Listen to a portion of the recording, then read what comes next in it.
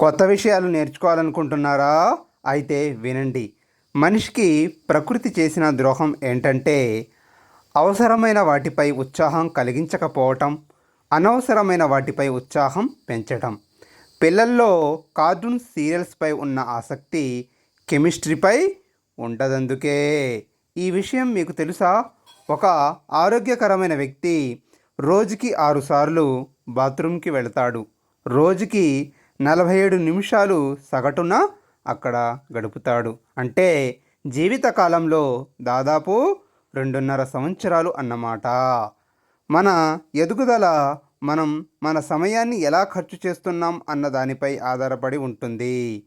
మన ఎదుగుదల మనం మన సమయాన్ని ఎలా ఖర్చు చేస్తున్నాం అన్న దానిపై ఆధారపడి ఉంటుంది. అందుకే అంటారు, సమయం ధనం కన్నా విలువైనది. మరి మీరు ఎలా ఖర్చు చేస్తున్నారు?